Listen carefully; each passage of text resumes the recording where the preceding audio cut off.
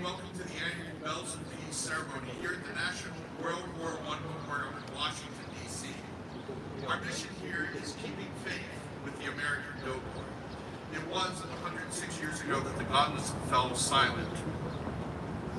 I'm Yari Villanueva, president of the Doughboy Foundation and narrator for today's program. The Doughboy Foundation is the organization that partners with the National Park Service to keep this new memorial in pristine condition for the millions who visit. It was with great pride that the World War I Centennial Commission and the Doughboy Foundation put the finishing touches on the magnificent sculpture behind me, A Soldier's Journey. It is the depiction of one American doughboy's journey through the war. Today is November 11th, once known as Armistice Day, the day that the hostilities ceased. Today we will toll the bell in remembrance of the 4.7 million Americans who served in that conflict. It was a war that changed the world and transformed America into an international superpower. Bells of Peace marks a remembrance initiated on November 11th, 2018 to commemorate the World War I Armistice on its 100th anniversary. Ever since, the Doughboy Foundation has promoted the annual remembrance with tens of thousands having rung the bells of peace throughout our nation at 11 a.m.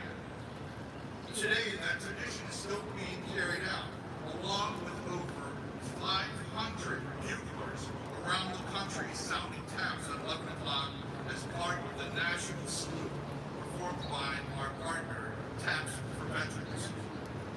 Today we will remember and observe the original intent of November 11th with a multinational commemoration ceremony and observe the day with a program remembering the Americans who served and all those other nations who served with us. This is something that the Doughboy Foundation wishes to continue on in the future with our allies. Not to glorify war, but to remember, pay tribute, and ring the bell of peace.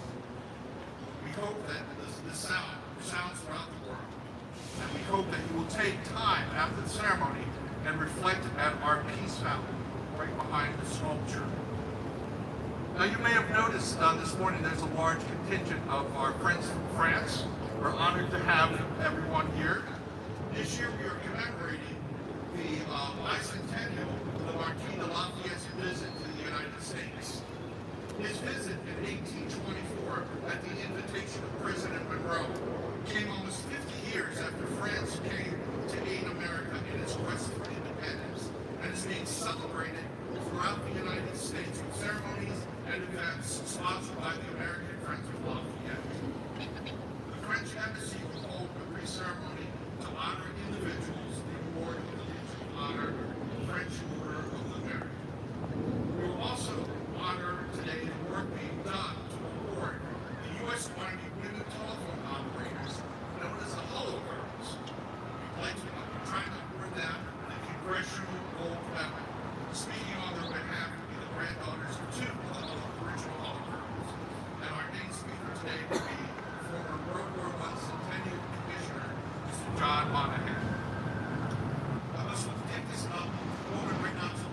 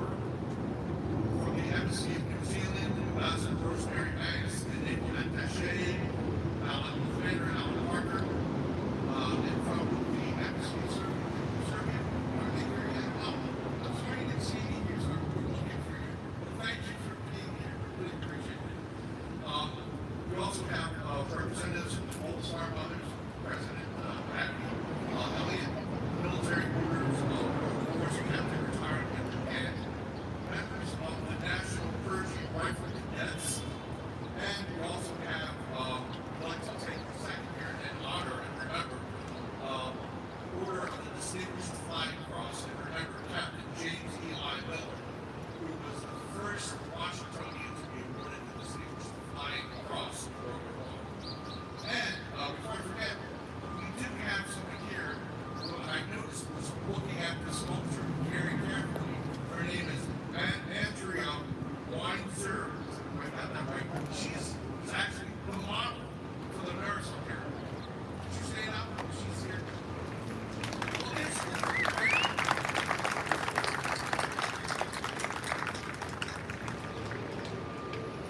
We are honored to have representatives from the nations who remain steadfast and true with America.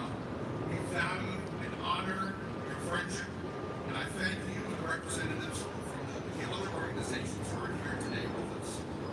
As always, we look forward to a long-lasting relationship, forged in war, brought together as allies, and cemented by a long-standing friendship.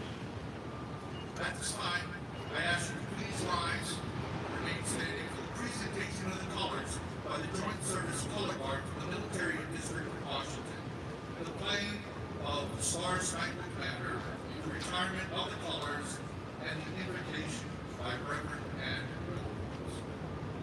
Stand by. Colors! Attention! Colors! Right shoulder! Arms!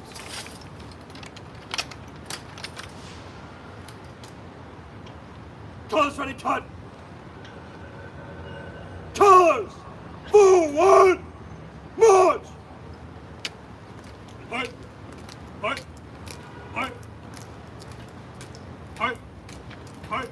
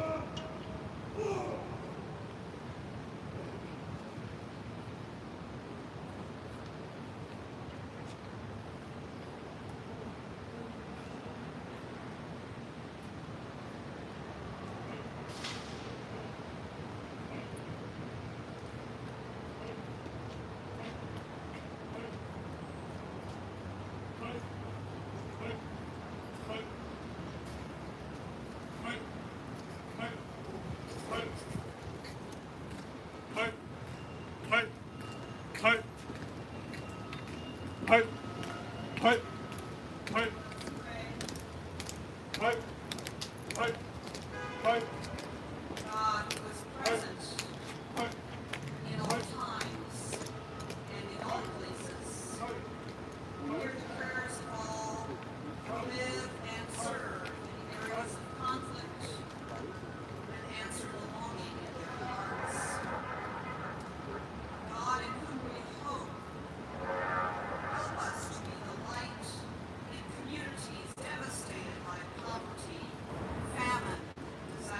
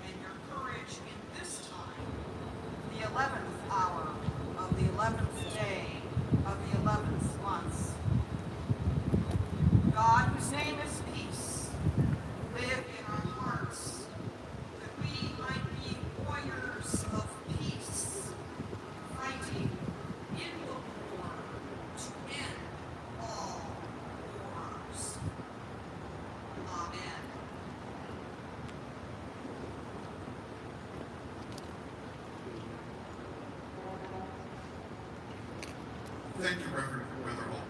You may be seated. Thanks to the Joint Service Color Guard for the Military District of Washington, and thank you to the AEF Brass Quartet for that wonderful rendition of our anthem. The AEF band is the musical representative of the Doughboy Foundation. At this time, I would like to introduce Mrs. Agnes von der Burg, and I apologize, my ninth grade French teacher is probably spinning right now. The Deputy Ambassador to the United States. She completed legal studies at the University of Paris and is a graduate of sciences, PO Paris, which is a selective research university of international standing based on the values of openness and excellence. She holds a postgraduate certificate in European Union law from the University of Paris and has served as the French ambassador to Malta and also as the head of the public national law. Ladies and gentlemen,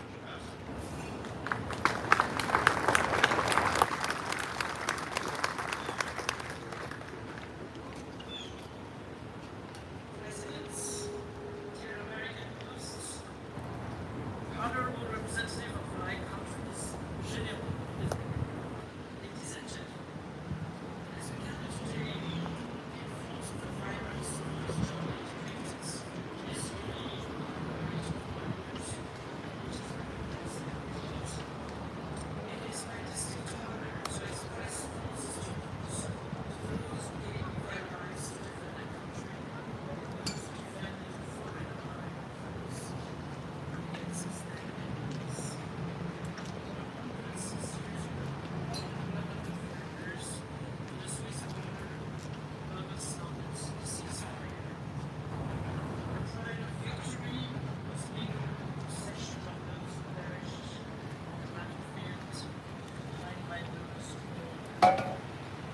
Honoring their memory means listening to what they are still saying to us today. They leave us with a duty of gratitude, lucidity, and hope.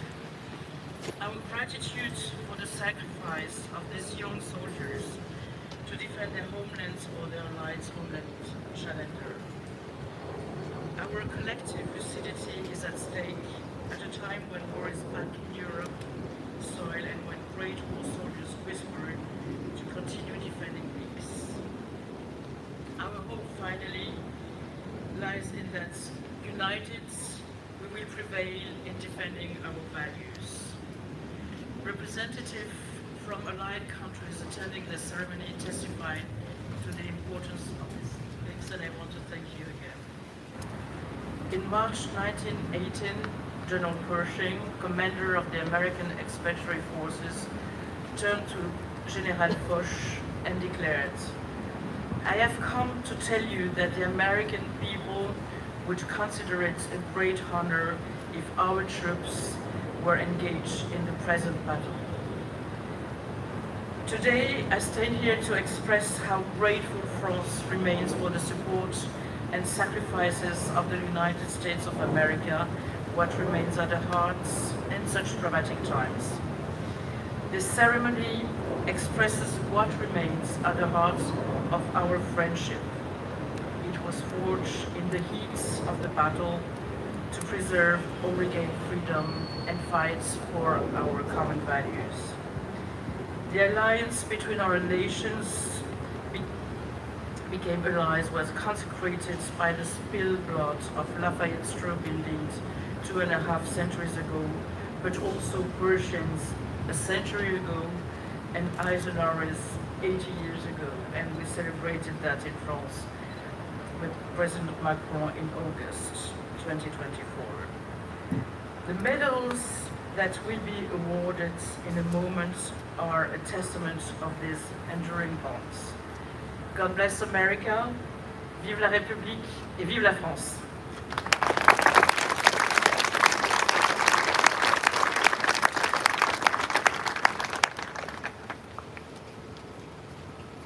Thank you, Ambassador. I would now like to invite General Francois Lecointre up for the presentation of the awards. But before I do, a little about the General.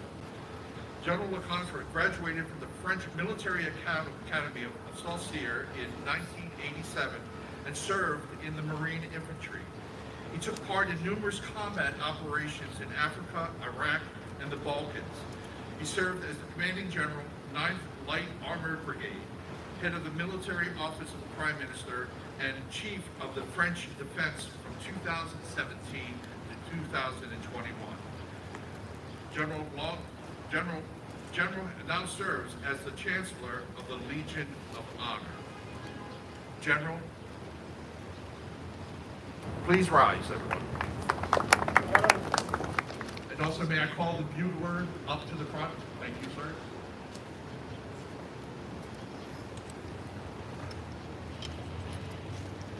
Bravo, gagnez votre emplacement.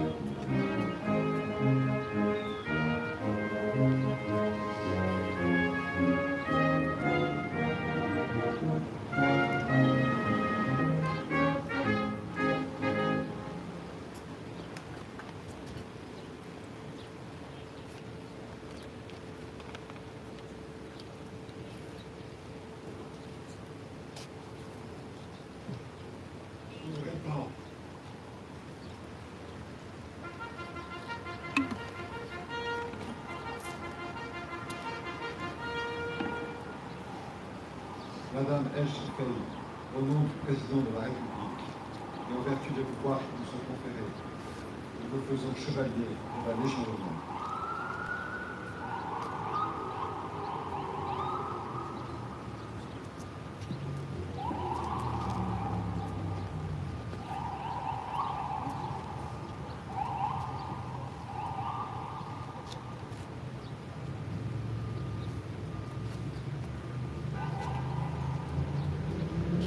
Fermement.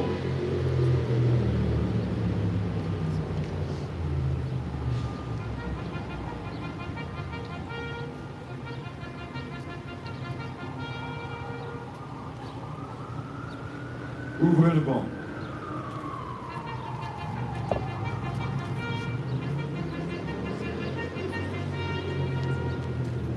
Contre-amiral John Tannen, au nom du Président de la République, et en vertu des pouvoirs qui nous sont conférés, nous vous remettons la distinction d'officier de l'Ordre national du Mérite.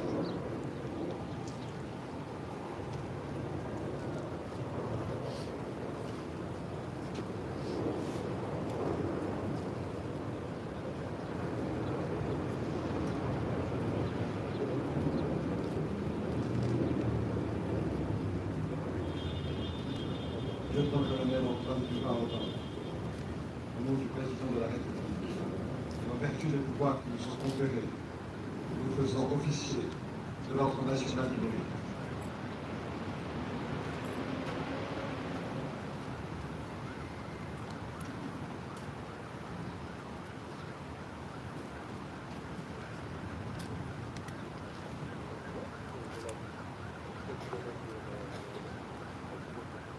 Fermez le banc.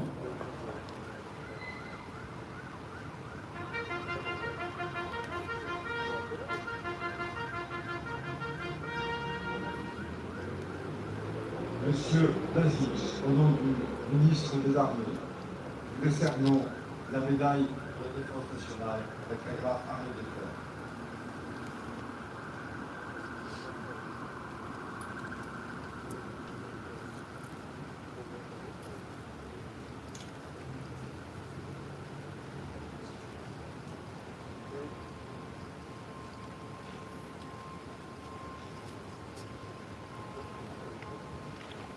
Fermez le banc.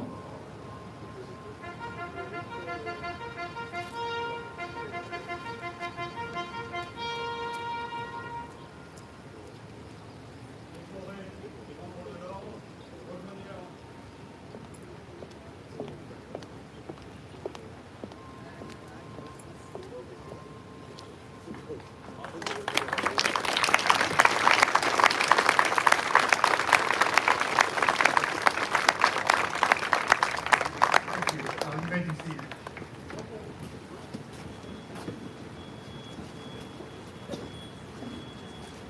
Very beautiful moving ceremony. Thank you, sir.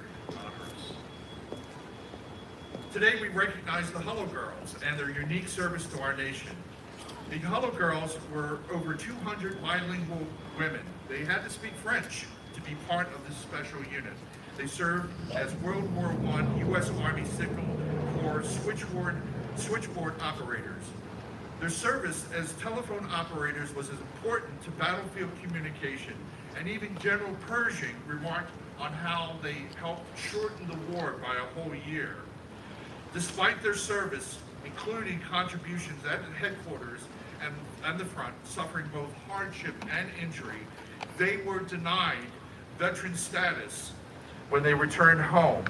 It took until 1977 that they were finally recognized as United States veterans.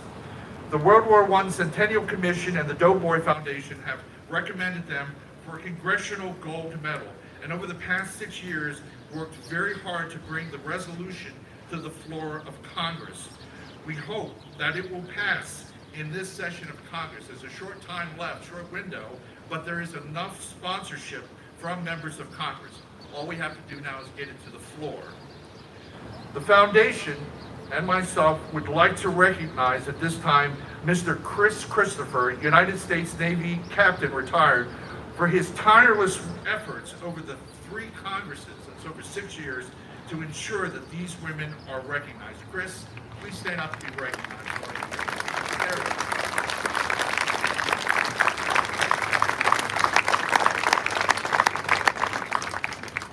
We're honored to have 2 descendants of Hullo Girls to speak on their behalf. Catherine Bourgeon, granddaughter of telephone operator Marie Edme LaRue, and Carolyn Timby, the granddaughter of Chief Telephone Operator Grace Banker. Ladies.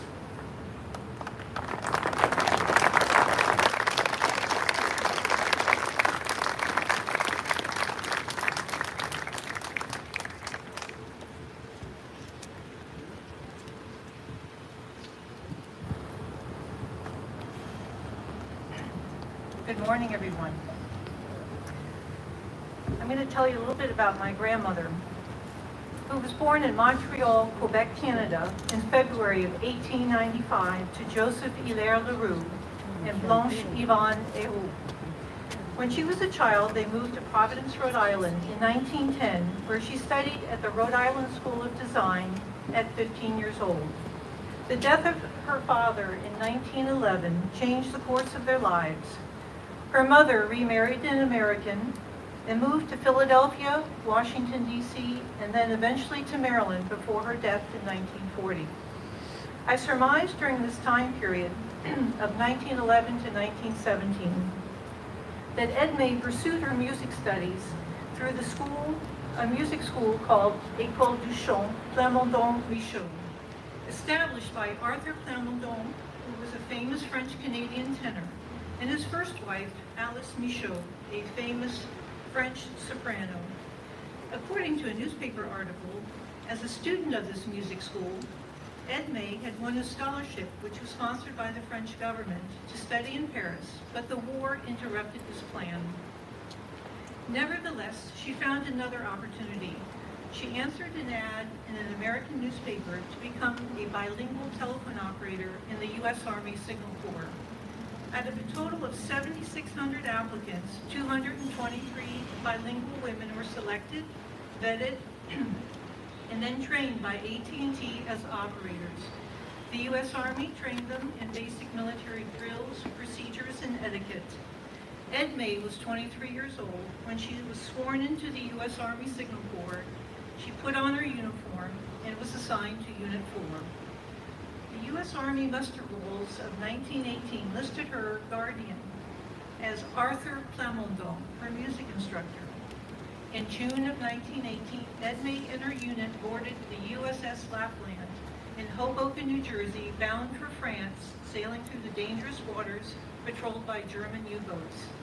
In France, she was stationed in Tours at the Supply Service Base and in Paris at the U.S. Army offices.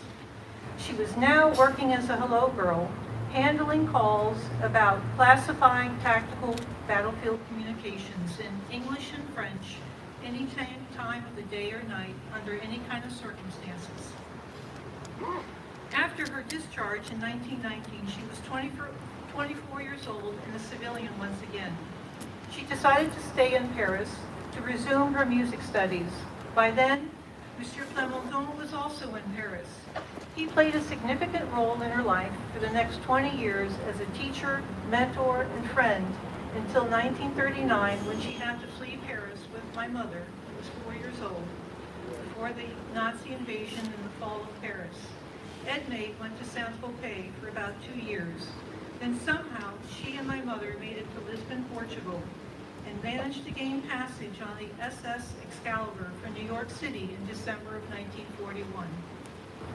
On its very next crossing, the same ship was bombed. Edme now was 47 years old, just shy of her 48th birthday when she returned to the U.S. And less than 2 years after her return, cancer took her life.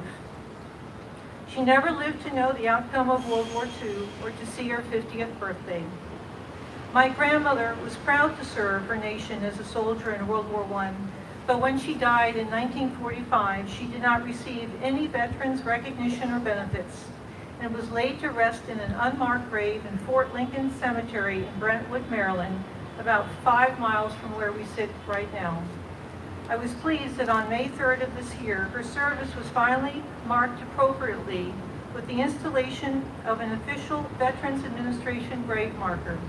I was very proud that Kimberly M. Jackson, Chief of Staff of the U.S. Department of Veterans Affairs, took part in the ceremony, as well as attending the Canadian Ambassador Hillman, and the Canadian Defense Attaché, Major General Saint-Louis, as well as from the French Embassy, Colonel Dugachon, all in attendance. My grandmother and her fellow soldiers made crucial contributions in World War I in 2 ways. First, proving that women soldiers could perform essential military duties as well as, and even better than, their male counterparts. And second, changing the course of modern warfare with their effective management of high-speed tactical communications. I'm very proud of my grandmother, Edme LaRue. She was a courageous, independent woman with a strong spirit and a sense of duty. She lived on 2 continents. She was a veteran of World War I and a survivor of World War II, a music student, a singer, and a mother, and a patriot of her time. All these women of the U.S. Army Signal Corps were patriots, and what they accomplished as America's first women soldiers was above and beyond the ordinary. Thank you for the honor of your time and the honor to tell you my grandmother's story. A hello girl.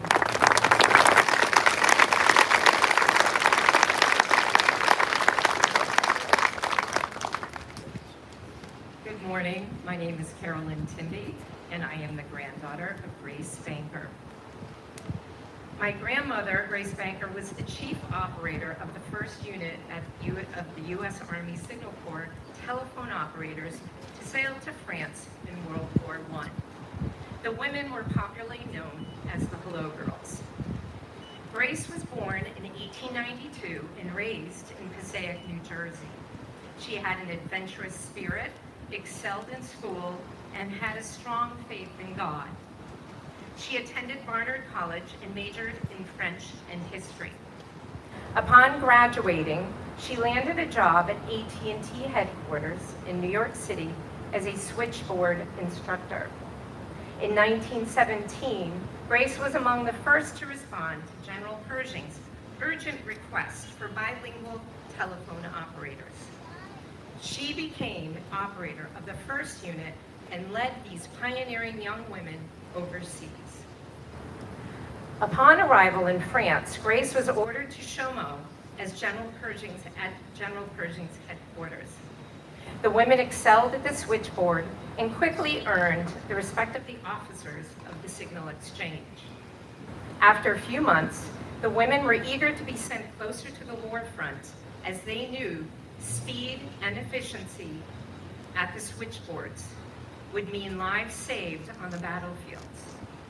General Pershing complied, and in August 1918, a small group led by Grace Banker was ordered to move to the First Army, just behind the front lines for the American-led campaigns of Saint-Mihiel and the Meuse-Argonne. Their new home in Souilly was a stark contrast to the comforts of their home in Chaumont.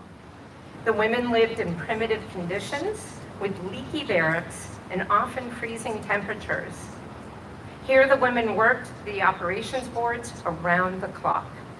They relayed troop movements, coordinated infantry, and called in artillery barrages, all while translating French, English, and using code words. They were well within shelling range and were required to keep their helmets and gas masks at close hand. Grace stepped out one day and was nearly hit by shrapnel from anti-aircraft guns. On November 11th, the armistice was declared. Grace was ordered to Paris, where she worked at President Wilson's residence during the Paris Peace Conference. She wrote in her diary that she missed the First Army, their code of loyalty and mutual respect. Later, she transferred to Koblenz, Germany, to serve with the Army of Occupation. On May 22, 1919, Grace was awarded the Distinguished Service Medal by General Liggett for her exemplary service and leadership. Grace returned to the U.S. in September 1919, having served 18 months in France. All the women returned to the news that they were never soldiers. They received no benefits, no war bonus pay, and no victory medals. Grace and her fellow operators faded into obscurity as the country moved on from the war. In 1922, she married my grandfather, Eugene Paddock, and moved to Scarsdale, New York, where they raised their 4 children. Sadly, I never met my grandmother as she died far too early in 1960 at the age of 68 from breast cancer.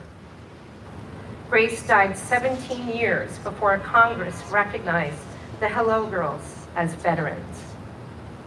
For 64 years, her grave showed no indication of her service. And that is until 2 weeks ago. And I'm honored to tell you that this was rectified with the dedication of a veteran memorial plaque at her gravesite at Greenwood Cemetery in Brooklyn, New York.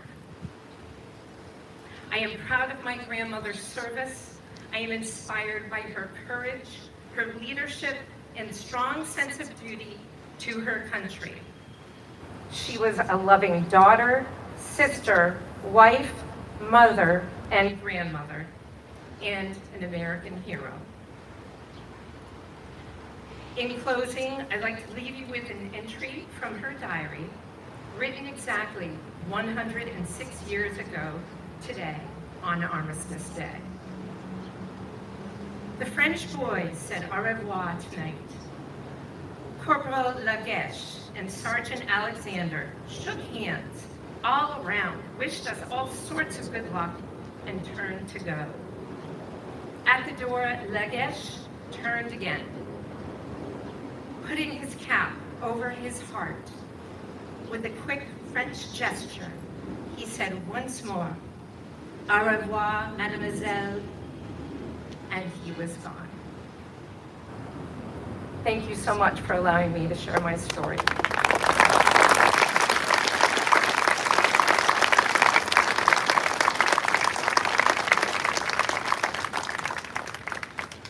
Thank you, Catherine and Carolyn. We are looking forward to that ceremony where we can celebrate this great recognition, and we hope it comes soon. That was with great pride that the composer and the March King, John Philip Sousa, and his band represented the United States at the Paris Exposition of 1900. This was the first overseas tour of the band, and it was well received throughout Europe. A statue of George Washington was unveiled on July 2nd, but the highlight of the Paris engagement was the unveiling of the Lafayette Monument on July 4th. It was presented on behalf of the children of the United States by Ferdinand W. Peck, Commissioner General of the Paris Exposition, as President Loubet of France looked on. The monument portrays Lafayette on horseback, offering his sword to the American cause in the Revolutionary War, and was draped with a large American flag. At the unveiling, the Sousa Band gave the first performance of the march composed especially for that moment, a piece called Hail to the Spirit of Liberty. The American Expeditionary Forces Headquarters Band Brass Quintet is a recreation of the band organized by General Pershing at his command in Chaumont, France. Musicians from this particular band here have been very busy this past month, performing up in Brooklyn at the ceremony for Chief Operator Banker, the ceremony on the USS Olympia, the ship that brought back the World War I unknown soldier from France. We did a ceremony at the Washington Navy Yard marking the arrival of that ship. A band played yesterday in the Veterans Day Parade here in Washington. And as we speak, we have members of the band up in New York City getting ready to march in the Veterans Day Parade up there. So quite busy. We're just really honored to have this musical representation of the Doughboy Foundation. The Brass Quintet will now perform Hail to the Spirit of Liberty by John Philip Sousa.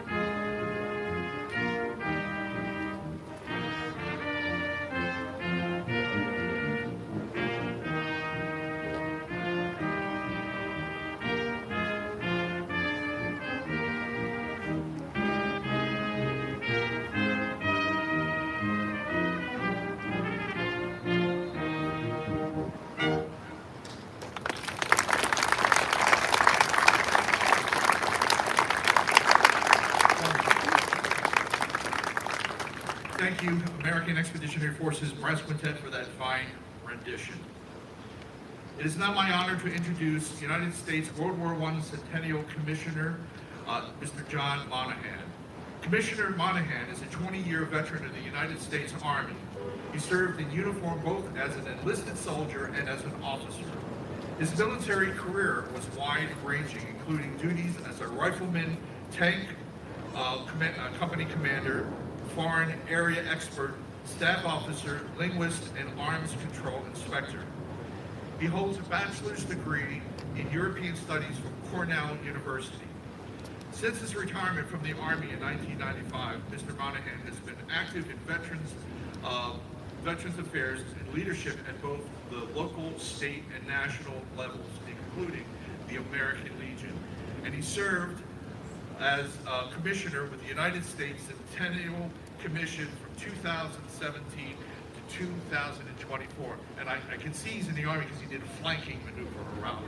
So here he is, Mr. John Monahan.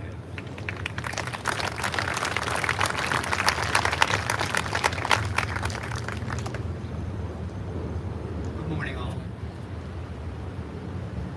107 years ago, Americans answered the call of our nation to serve in World War I, to go to a land most had never seen, and to join a fight they did not start, to win peace and freedom for people they did not know.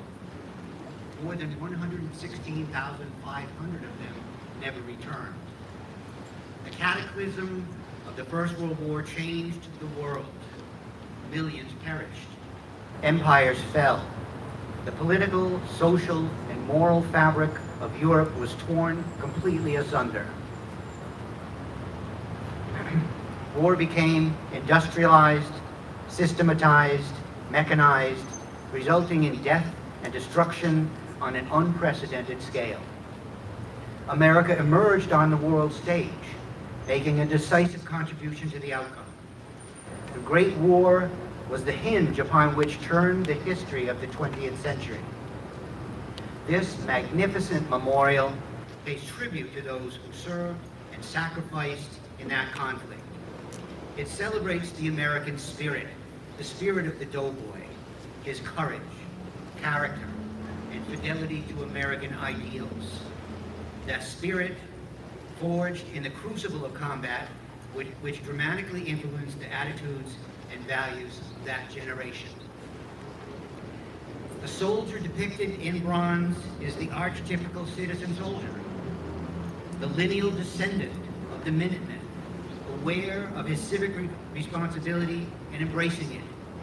The sculpture portrays the soldier's transformational passage, his departure from home and family, his metamorphosis from citizen to soldier, the physical and mental travails he endures as he confronts the horrors of war, to the final triumph and return home, symbolically handing his helmet and thus the burden of defense of freedom to his daughter, representing the next generation.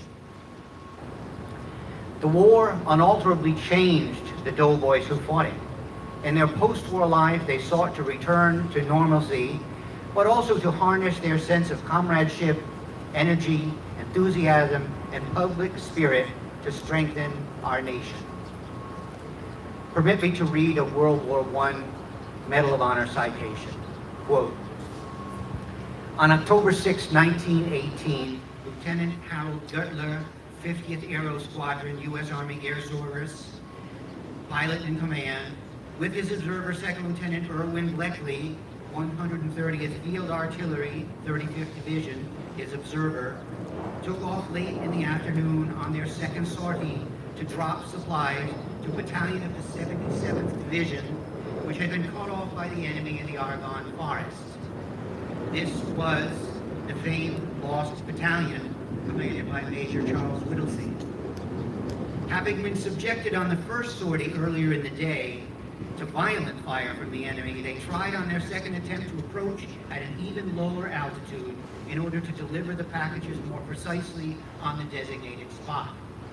In the course of this mission, the plane was brought down by enemy rifle and machine gun fire from the ground, resulted in the instantaneous death of Lieutenant Gutler and the mortal wounding of Second Lieutenant Fletch Lee. In attempting this mission, fully aware of the peril, Gertler and Bleckley showed the highest possible contempt of personal danger, devotion to duty, courage, and valor. End quote. We gather today to honor and celebrate the lives of such men and women, and the many others who have served America's armed forces. We ask them to give their time, their strength, their youth, and of some we ask that they give their lives. We ask them to endure hardship, privation, separation from loved ones, so that we might live in freedom. They are America's heroes, bound together in eternity by their common selfless devotion to duty and to country. Some 100 miles due south of Paris, in the Loire region, near the geographic center of France, lies the commune of Issoudun. It is here in 1917 that the U.S. Air Service established the 3rd Aviation Instruction Center. New pilots were sent to Issoudun to undergo training in aerial combat tactics and techniques before their posting to operational squadrons at the front. The instructor pilots were mainly combat-tested French aviators. Through this aerodrome passed aviators who would become legends: Eddie Rickenbacker, Carl Toohey Spatz, Quentin Roosevelt, Hiram Bingham, Frank Luke, and Raoul Wolfberry. By November of 1918, 13 separate airfields were in operation at Issoudun, with over 10,000 instructors, student pilots, and ground personnel in numerous buildings, workshops, hangars, barracks, etc. It was, at the time, in November of 1918, the single largest aerodrome in the world. Issoudun Aerodrome was abandoned in June of 1919. A single modest monument on Department Route 960 marks Issoudun's part in the Great War. The obelisk, engraved with the names of 24 aviators who died in training there. The sites of the former airfields have returned to the previous state as agricultural fields. Issoudun is, I think, an apt illustration of war and the remembrance of war by the soldier. The soldier looks down upon today's bucolic scene and recalls that momentous events took place here. Here, events in which he participated, and he notes with pride that those long ago events are indeed remembered, as is he. He looks upon the verdant, cultivated landscape, the silence disturbed only by the chirping of birds and the drone of a distant tractor working the fields. The earth has healed and is at peace. And this is a situation with the soldier is content. I ask you to reflect on the lives and legacies of those who have served our nation and to embrace their hopes for peace as reflected here today by the tolling of the bells of peace. Thank you.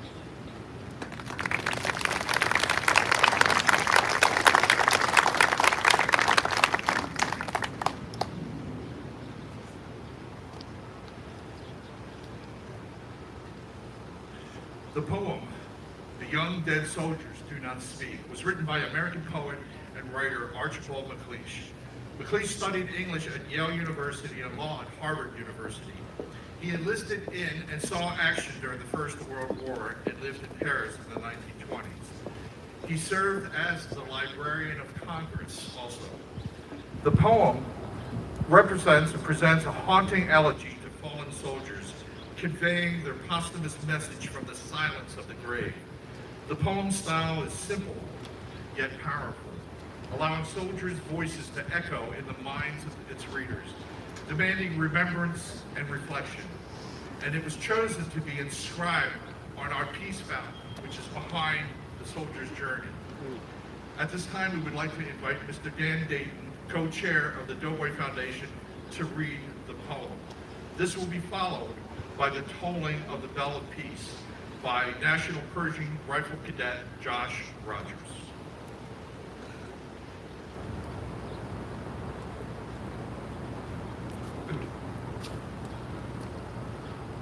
The young dead soldiers do not speak. Nevertheless, they are heard in the still houses. Who has not heard them? They have a silence that speaks for them at night and when the clock counts. They say, we were young, we have died, remember us. They say, we have done what we could, but until it is finished, it is not done. They say, we have given our lives, but until it is finished, no one can know what our lives gave. They say, our deaths are not ours, they are yours. They will mean what you make them.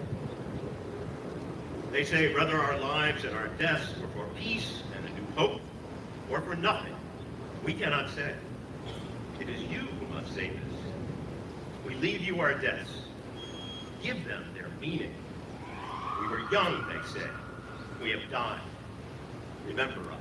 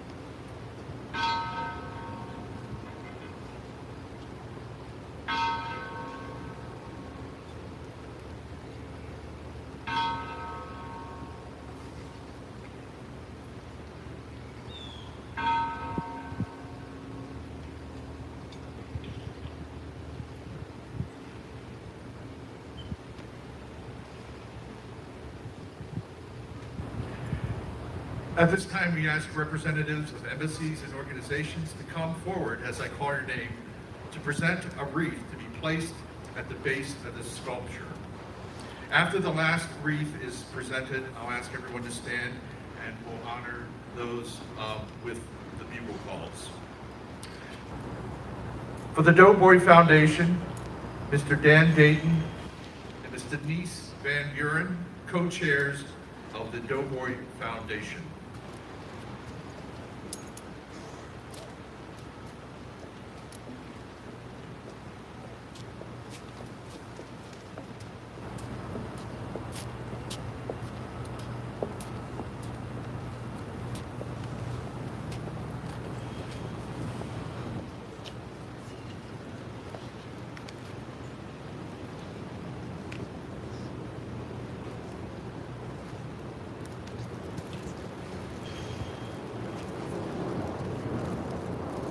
For the Embassy of Australia, Military Attaché Rear Admiral Ian Murray.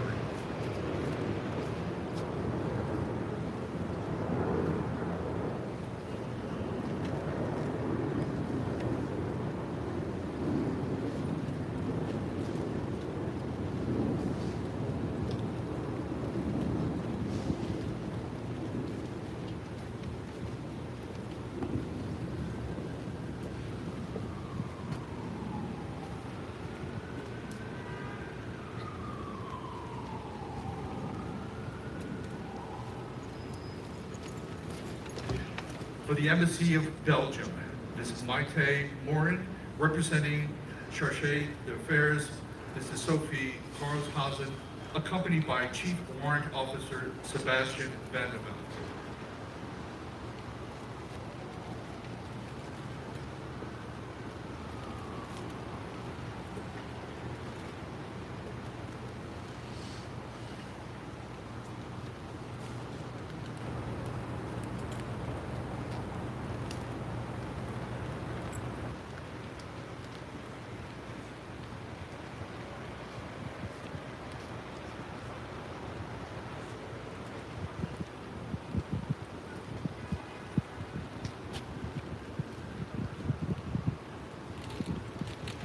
the Embassy of France, Deputy Ambassador Van der Meer and a student from the Rochefort School, along with General MacArthur.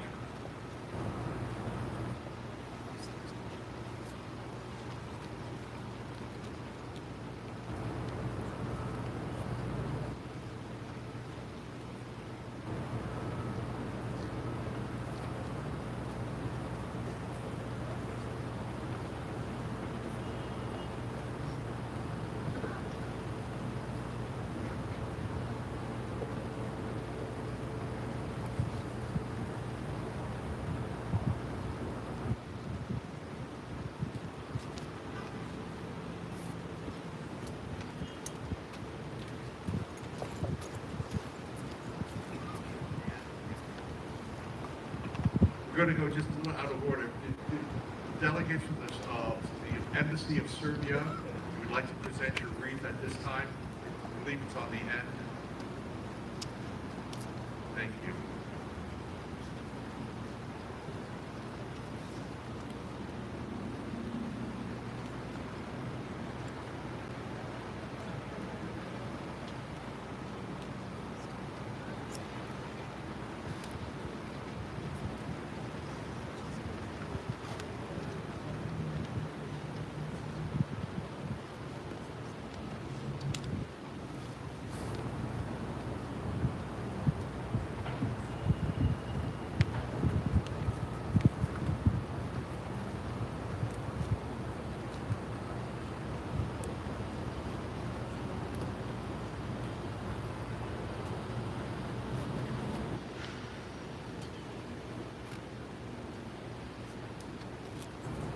From the Embassy of New Zealand, Ambassador Rosemary Banks and Naval Attaché Commander Alan Parker.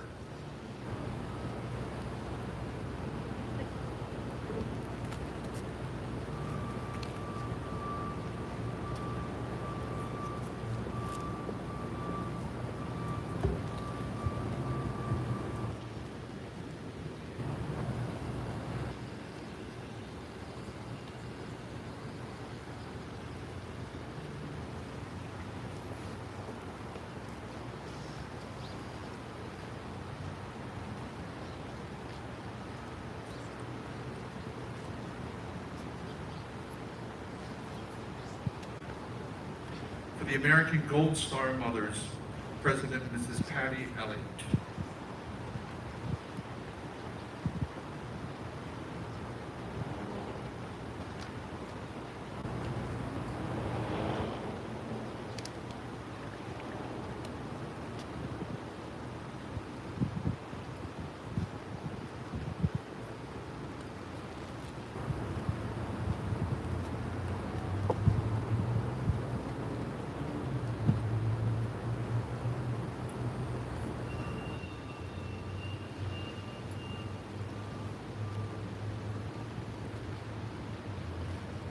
For the National Park Service, Superintendent Jeffrey Reinhold.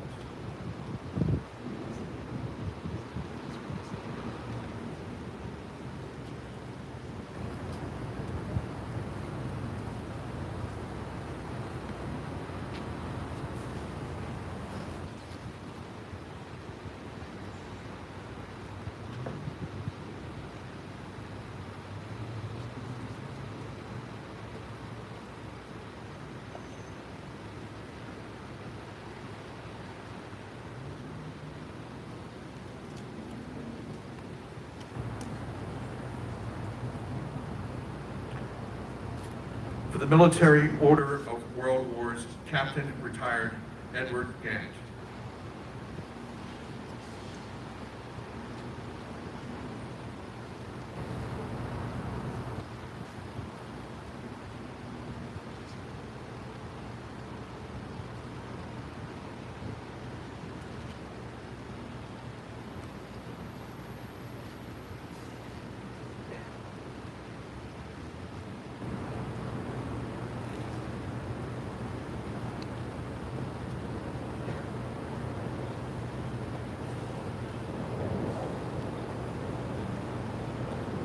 For the American Legion, Mr. Alfredo Diaz.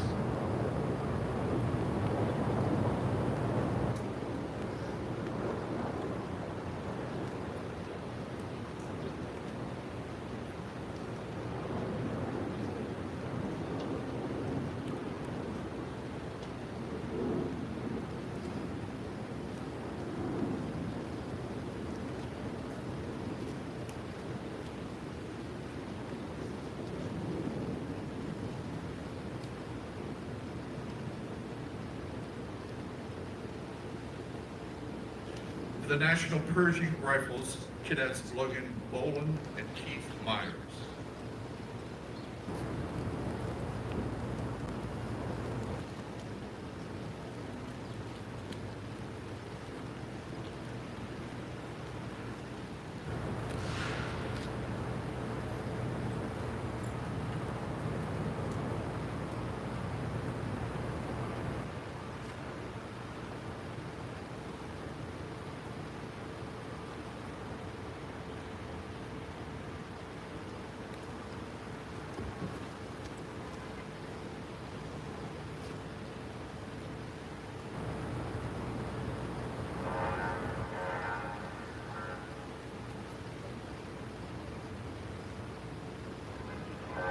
At this time, if there's any other organizations or persons who would like to present a floral tribute, we'd like to invite you to come forward at this time.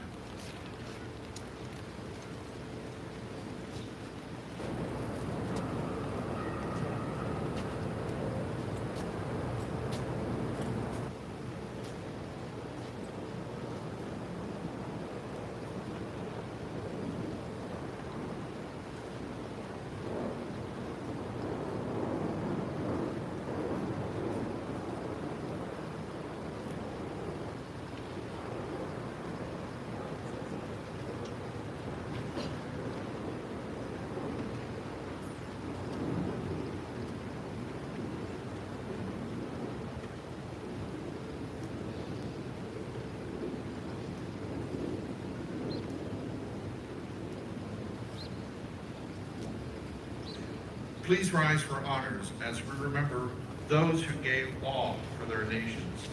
We hear the bugle call, "O more," the French call, then the call from the Commonwealth countries, the last post, and ending with the call from the United States, taps.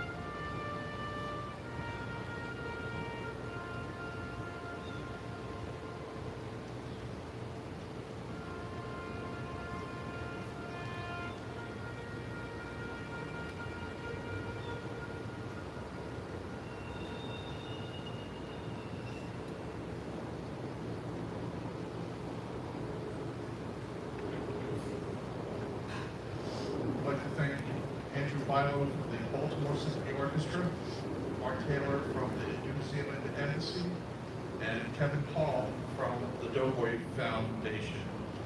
This concludes this morning's ceremony. We invite you to visit our website, www.doughboy.org, and our other social media pages on Facebook and Instagram. You can listen to taps being sounded every day here at 5 p.m. by the flagpole. If you can't make it down, just go to our YouTube channel, Doughboy Foundation at 5 o'clock. It's a wonderful tribute. It's been going on now for close to 1,300 consecutive nights. And we thank everyone who participated in today's ceremony, especially for the embassy of France. Thank you very much. Merci beaucoup. And Colonel Thomas, thank you so much, sir, for being the great liaison and for organizing all the award section. And to all our other esteemed allies, thank you so much. Have a good Veterans Day, Armistice Day, and Remembrance Day. Thank you.